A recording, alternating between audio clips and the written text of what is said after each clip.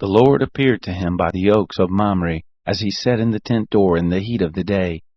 He lifted up his eyes and looked, and saw that 3 men stood opposite him. When he saw them, he ran to meet them from the tent door, and bowed himself to the earth, and said, "My Lord, if now I have found favor in your sight, please don't go away from your servant. Now let a little water be fetched. Wash your feet and rest yourselves under the tree. I will get a morsel of bread, so you can refresh your heart. After that you may go your way, now that you have come to your servant." They said, "Very well, do as you have said." Abraham hurried into the tent to Sarah and said, "Quickly make ready 3 measures of fine meal. Mix it and make cakes." Abraham ran to the herd and fetched a tender and good calf and gave it to the servant. He hurried to dress it. He took butter, milk, and the calf which he had dressed, and set it before them.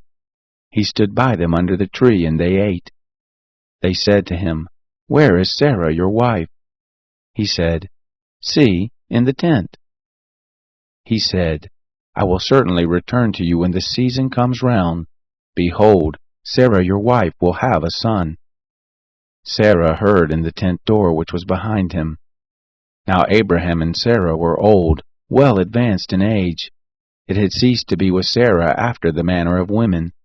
Sarah laughed within herself, saying, "After I have grown old, will I have pleasure, my Lord being old also?" The Lord said to Abraham, "Why did Sarah laugh, saying, 'Will I really bear a child, yet I am old?' Is anything too hard for the Lord?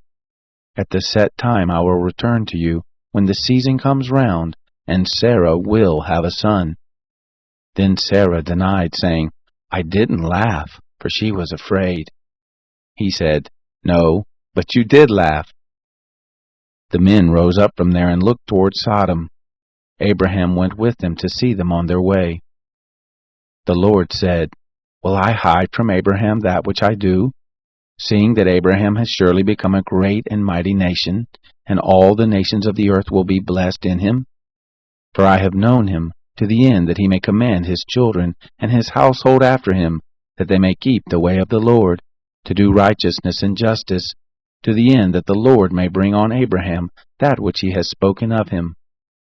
The Lord said, "Because the cry of Sodom and Gomorrah is great, and because their sin is very grievous, I will go down now and see whether they have done altogether according to the cry of it, which is come to me. If not, I will know." The men turned from there and went toward Sodom, but Abraham stood yet before the Lord. Abraham drew near and said, "Will you consume the righteous with the wicked? What if there are 50 righteous within the city? Will you consume and not spare the place for the 50 righteous who are therein? Be it far from you to do things like that, to kill the righteous with the wicked, that so the righteous should be as the wicked. May that be far from you. Shouldn't the judge of all the earth do right?" The Lord said, "If I find in Sodom 50 righteous within the city, then I will spare all the place for their sake." Abraham answered, "See now, I have taken it on myself to speak to the Lord, who am but dust and ashes. What if there lack 5 of the 50 righteous? Will you destroy all the city for lack of 5? He said, "I will not destroy it if I find 45 there." He spoke to him yet again and said, "What if there are 40 found there?" He said, "I will not do it for the 40's sake." He said, "Oh, don't let the Lord be angry, and I will speak. What if there are found 30 there?" He said, "I will not do it if I find 30 there." He said, "See now, I have taken it on myself to speak to the Lord. What if there are 20 found there?"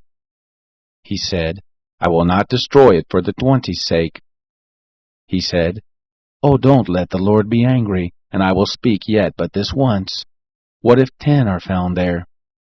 He said, "I will not destroy it for the 10's sake." The Lord went his way as soon as he had finished communing with Abraham, and Abraham returned to his place.